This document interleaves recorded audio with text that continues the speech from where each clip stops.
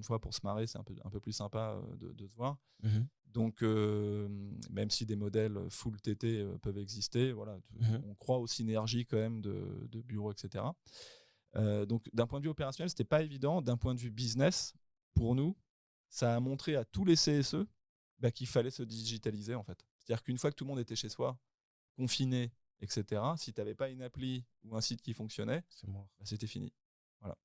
Donc, déjà, nos clients nous ont bien remerciés parce qu'on a assuré que toute la phase Covid, vraiment, de manière assez exceptionnelle. Et je remercie encore nos équipes parce que franchement, ça a été notamment côté partenaire, les ouvertures, les fermetures, les réouvertures, les refermetures, les rayons valides, les machins, les trucs. Enfin, c'était un peu un enfer. Mais d'un point de vue client, ça a été une explosion de demandes entrantes. Explosion. Yes. On parle un peu de ton activité de BA, de Business Angel. J'ai vu que tu es rentré dans certaines boîtes que je trouve plutôt, que j'apprécie à titre personnel, notamment Yuka. Et aussi, j'ai vu une autre boîte là, c'était quoi là? Canel, Ouais, Canal, Canel Flatsy, A. enfin, voilà. Ouais. Et surtout que c'est pas récent, quoi. Par exemple, pour Flatsy, ça fait à peu près 5 ans que Ouais. tu es rentré. Donc, comment est-ce que, avec le profil que tu as, en 2017, tu sortais à peine quand même d'un parcours classique de consultant senior. Euh, est-ce que c'était quelque chose d'anodin, de rentrer, de mettre comme ça des tickets dans des boîtes? Et puis aujourd'hui, comment est-ce que tu le vis? Est-ce que c'est quelque chose que tu continues de faire? Comment est-ce que tu t'organises par rapport à ça? Comment est-ce que tu décides? Alors, je pense que c'était un peu dans la suite logique de mon parcours en banque d'affaires parce que tu rencontres tu vois beaucoup de projets, beaucoup d'entreprises, beaucoup de levées de fonds, beaucoup de LBO, etc. Donc, tu es très formaté aux opérations financières, aux métriques, aux valorisations, etc. Donc, ça, c'était déjà ça. Après, tu es très formaté aussi à rentrer très vite dans un marché, à comprendre un peu les tenants et aboutissants, etc. Mhm. Donc, oui, il y a eu quelques opportunités dans lesquelles je suis rentré. Puis j'avais envie surtout de me confronter à cette notion de risque, en fait, un peu, tu vois, euh, moi, ma première confrontation au risque, c'était tout jeune. En plus, d'assurance, j'avais touché un peu d'argent quand j'étais étudiant et tout. Et j'ai eu la bonne idée de les mettre en bourse et j'avais tout perdu, quoi. Voilà. C'était Ah la ouais. bulle Ah, ça... 2000-2001 et je sais plus, j'avais pas grand-chose, mais c'était en francs d'ailleurs à l'époque. Et Tout ce qu'il y a pour justement en un dégoûter de an, ce monde-là. en un an, j'avais perdu ce que j'avais touché d'un truc d'assurance, tu vois. Donc bon, super.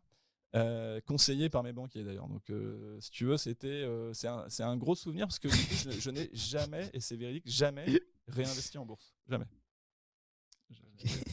Je me suis dit, bon, finalement, c'est hyper. Enfin, voilà, t'as beau. Et pourtant, tu vois, les analyses financières, j'en ai bouffé. Hein, donc, Mhm. je regardais et tout. Mais bon, voilà, moi, je crois beaucoup, tu vois, un peu au Black Swan. C'est-à-dire que tu as toujours un peu un signe noir qui peut arriver. Il y Mhm. a un livre d'ailleurs assez Nassim intéressant Taleb. là-dessus, exactement, Mhm. qui peut arriver. Tu vois, tu vois, une guerre, un Covid, un machin et tout, t'as beau avoir un peu tout paramétré, tu te prends un bouillon, voilà, alors que t'as besoin de sortir ton cash ou que ce soit. Puis j'aime pas être dépendant de quelque chose, tu vois. Donc, et puis c'était une super leçon, donc voilà. Mais du coup, ça m'a un peu déshabitué au risque c'est vrai que comme premier asset financier, je me disais, c'est mon métier, quoi, mon boulot. Mhm.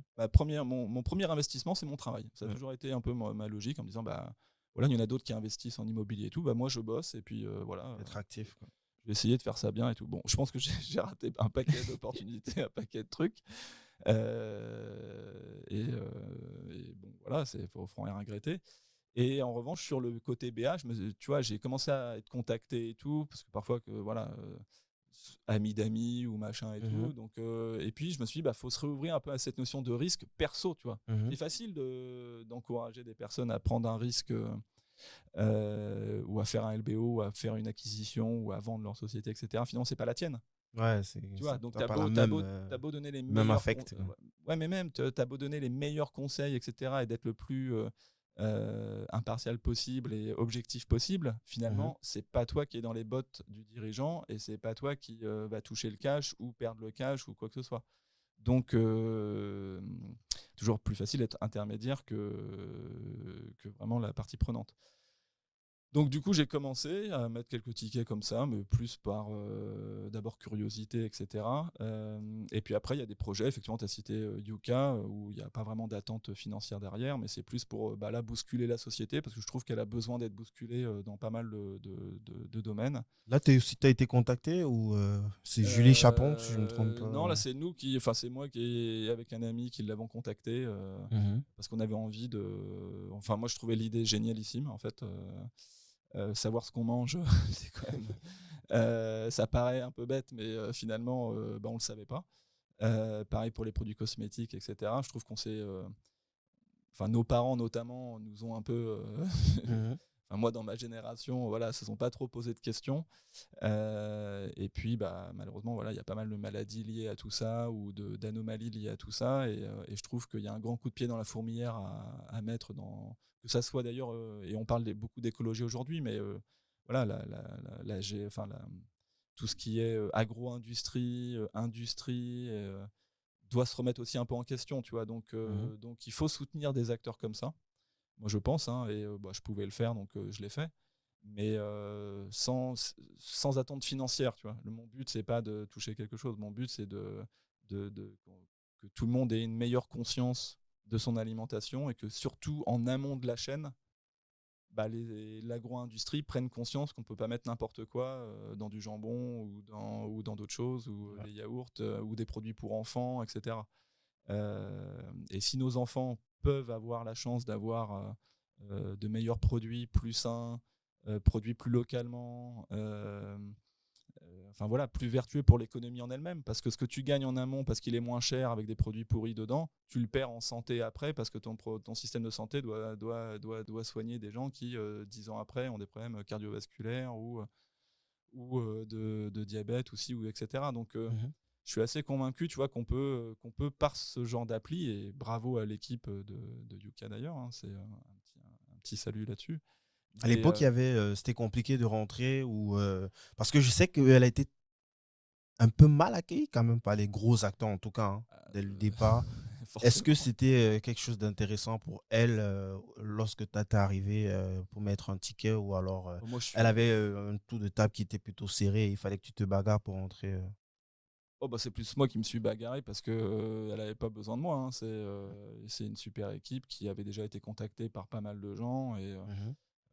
qui était sensible à sa cause justement, et du coup c'est nous qui j'étais avec un autre ami, on a tapé un peu à la porte, et l'idée c'était de lui dire on a envie de te soutenir, quoi. Voilà, c'est tout. Euh, des beaux projets comme ça, il n'y en a pas beaucoup Pourquoi finalement. est-ce qu'elle a accepté toi et pas d'autres personnes? Parce qu'on avait été les premiers un peu en individuel à lui dire ça. En fait, voilà, elle avait été beaucoup contactée par des fonds, et finalement des personnes en physique assez peu. Et du coup, nous, on l'avait rencontrée assez vite, et elle a été assez fair-play. Elle nous a gardé dans le tour de table, et en disant vous avez été quasiment les premiers à croire au truc, et Mhm. pourtant on est clairement pas les plus importants. Elle avait clairement pas besoin de nous, mais en tout cas, enfin moi, ça me tenait à cœur d'aider une initiative aussi belle que celle-là. Voilà. Après, elle peut avoir ses biais, elle peut avoir Mhm. ses défauts, etc. Toute initiative n'est pas parfaite parfois. Et justement, on peut toujours critiquer l'angle choisi ou le résultat donné, etc. Mhm.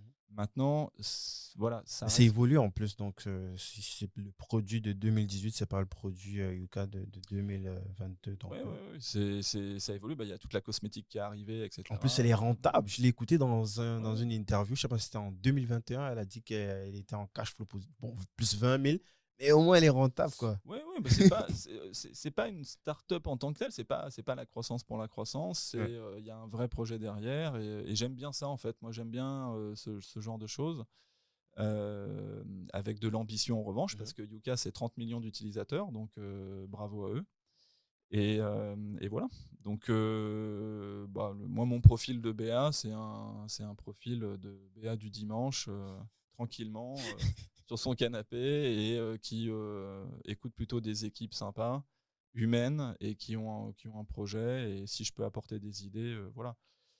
Je rencontre beaucoup d'entrepreneurs, je fais beaucoup de walk and talk à Paris ou à Lyon. le matin, tu vois? Donc c'est assez sympa et ça s'est pas mal démocratisé. Beaucoup de gens sont au courant donc au-delà du métier de BA, j'essaie de donner aussi un peu ce goût un peu de l'entrepreneuriat, tu vois? Donc ça permet, tant de le transmettre ou aussi parfois d'aider parce que, bah, tu as des questions, hein, et puis moi ça m'aide aussi, hein, ça me fait nourrir des réflexions et puis je pense qu'en marchant, tu as toujours aussi de bonnes idées donc voilà. Donc BA, c'est pas, je pense, que financier, c'est aussi être un peu disponible et puis rendre aussi un peu l'appareil. Donc il y a